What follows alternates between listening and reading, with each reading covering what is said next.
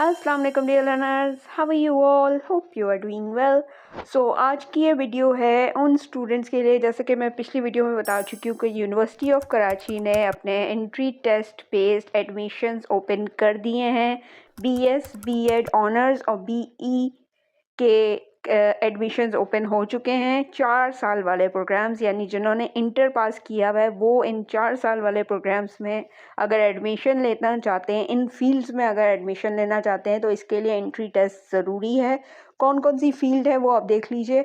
Applied chemistry, chemical technology, applied physics, biotechnology, business administration, chemical engineering, commerce, computer science software engineering, criminology, doctor of physical therapy, education, environmental studies, food science and technology, human nutrition and dietetics, international relations, mass communication, petroleum technology, public administration, special education, sports business management and teacher education honours. ठीक है, ये तमाम field हैं जिसमें 4 साल वाला programme है और इसमें एंट्री टेस्ट लाजमी है। तो मुझसे काफ़ी बच्चे पूछ रहे थे कि बस एंट्री टेस्ट की तैयारी कहाँ से करें, कौन कौन से सब्जेक्ट्स आएंगे और हमें किस सब्जेक्ट की तैयारी करनी चाहिए। तो उसके लिए ये वीडियो मैंने बनाई है। इसमें मैं आपको पूरी डिटेल बताऊंगी आपके एंट्री टेस्ट कहाँ से आएंगे, किस तरह तैयारी करनी है, कौन कौन से सब्जेक्ट की आप तैयारी करें और कौन से सब्जेक्ट्स में ज़्यादा मेहनत करें जो मार्क्स टेकिंग है, जिसमें आपको कम मेहनत में ज़्यादा नंबर मिलने की उम्मीद है। ठीक है, तो सबसे पहले हम स्टार्ट करते हैं। अगर आपने इंटरमीडिएट प्री इंजीनियरिंग या प्री मेडिकल से पास किया है तो आप ग्रुप नंबर 1 के मेंबर हैं और आप ग्रुप नंबर 1 के तहत आपका एंट्री टेस्ट होगा। आप ग्रुप नंबर 1 में कौन से उम्मीदवार आते हैं? वो उम्मीदवार जिन्होंने प्री इंजीनियरिंग प्री मेडिकल किया है। उनको कुल 6 मज़ामीन उनके होंगे। इस टेस्ट में 6 सब्जेक्ट्स होंगे। ठीक है, जिसमें से 4 मज़ामीन लाजमी होंगे। लाजमी मज़ामीन में इंग्लिश, जनरल हिस्ट्री, केमिस्ट्री और फिज़िक्स शामिल होंगे। ठीक है, और जबकि 5वां मज़मून जो होगा वो ऑप्शनल होगा। और ऑप्शनल कौन सा होगा? अगर आपने प्री इंजीनियरिंग से अपना इम्तिहान पास किया है इंटर का तो आपका ऑप्शनल सब्जेक्ट होगा मैथ्स। और अगर आपने प्री मेडिकल से किया है इम्तिहान पास इंटर का तो आपका ऑप्शनल सब्जेक्ट होगा बायोलॉजी। ठीक है, तो ये टोटल आपके कितने सब्जेक्ट्स हो गए? 4 और 1 ऑप्शनल, 5। तो टोटल आपके 5 सब्जेक्ट हो गए, जिसमें से 4 कंपलसरी हैं, 1 ऑप्शनल है। हर मजमून में से 20-20 सवाल आएंगे। एमसीक्यूज़ वाले सवाल आएंगे, यानी जिसमें वो ऑप्शनल ऑप्शन होता है ना, ABCD वाला, उस तरह के सवाल आएंगे। हर मजमून से 20-20 सवाल आएंगे और कुल आपके 100 मार्क्स हैं। 100 सवाल आएंगे और 100 मार्क्स हैं। और 100 मार्क्स के लिए आपने कम से कम, आपका पासिंग मार्क्स जो होंगे वो कम से कम 50 होंगे और ज़्यादा से ज़्यादा 60 होंगे, 60 होंगे। 50 और 60 ये पासिंग मार्क्स हैं। किसी फील्ड में आपको 60 पासिंग मार्क्स चाहिए और किसी फील्ड में आपको 50 मार्क्स चाहिए। तो आप कोशिश कीजिए ये 50-60 से ज़्यादा ही करके आएँ। अपने MCQ सही 70-80 सही करके आएंगे तब जाके आपके कहीं 50 मार्क्स या 60 मार्क्स आने की उम्मीद है। ठीक है, अब नेक्स्ट ग्रुप में चलते हैं। इंटरमीडिएट अगर आपने जर्नल साइंस ग्रुप से किया है तो आप ग्रुप नंबर 2 में आते हैं। और ग्रुप नंबर 2 के उम्मीदवार के लिए जो मज़ामीन है वो 7 मज़ामीन होंगे। कुल 7 मज़ामीन होंगे, कुल यानी टोटल बताया जा रहा है। वो किस तरह से 7 होंगे? जिसमें से 2 मज़ामीन होंगे लाजमी मज़ामीन, जिसमें आ जाता है इंग्लिश और जनरल नॉलेज। ये 2 कंपलसरी आपके सब्जेक्ट्स होंगे। जबकि ऑप्शनल में कुल 5 मज़ामीन होंगे। इंटरमीडिएट जर्नल साइंस का इम्तिहान पास करने वाले उन 5 मज़ामीन में से 3 मज़ामीन जो कि उम्मीदवार ने इंटरमीडिएट में पढ़े होंगे, उन 3 मज़ामीन का इंतखाब कर सकते हैं। ठीक है, यानी आपने जो इंटर में जो आपने ऑप्शनल पढ़ा होगा, 3 सब्जेक्ट जो ऑप्शनल आपने इंटर में लिए हैं वही 3 यहाँ पे भी आप सेलेक्ट करेंगे।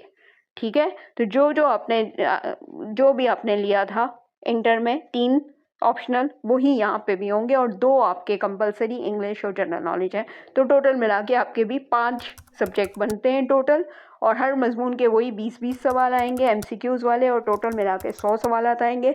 100 में से वही 50 और 60 पासिंग मार्क्स हैं। ठीक है, अब चलते हैं next. Diploma of associate engineering का इम्तिहान पास करने वाले हैं, जिन्होंने ये वाला डिप्लोमा ऑफ एसोसिएट इंजीनियरिंग किया है, वो ग्रुप नंबर 3 में आते हैं। और ग्रुप नंबर 3 के जो उम्मीदवारों के लिए जो सवालनामा है उसमें कुल 3 मज़ामीन होंगे, जिसमें इंग्लिश, जनरल नॉलेज तो कंपलसरी है। जो हर टेस्ट में इंग्लिश और जनरल नॉलेज तो पक्का कंपलसरी है, इसीलिए इसकी ज़्यादा अच्छी तैयारी कीजिएगा और इसी में आपके सबसे अच्छे मार्क्स आएंगे। इंग्लिश और जनरल नॉलेज की बहुत अच्छी तैयारी कीजिएगा। और अगर किसी को नहीं समझ आ रहा कहाँ से तैयारी करें, कैसे तैयारी करें, तो आप मुझे व्हाट्सएप कर दीजिएगा, आपको मैं मज़ीद इन्फॉर्मेशन दे सकती हूँ उसके बारे में, क्योंकि आपको आगे मैं बताती हूँ कि हम उसकी तैयारी किस तरह से कर सकते हैं, ठीक है।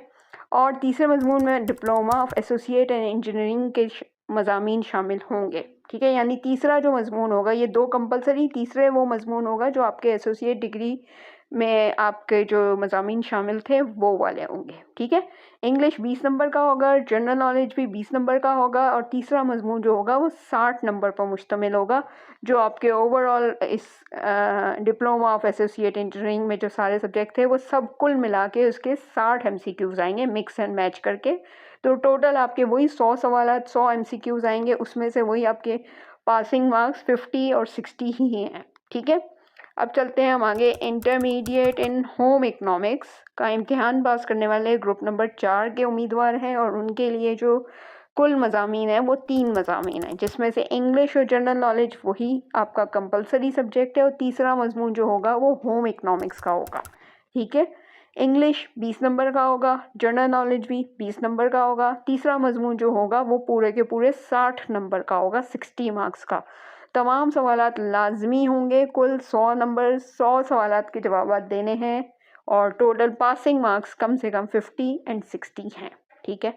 नेक्स्ट आ जाते हैं इंटरमीडिएट ह्यूमैनिटीज़ यानी इंटरमीडिएट आर्ट्स में करने वाले अफराद जो हैं वो ग्रुप नंबर 5 में आते हैं।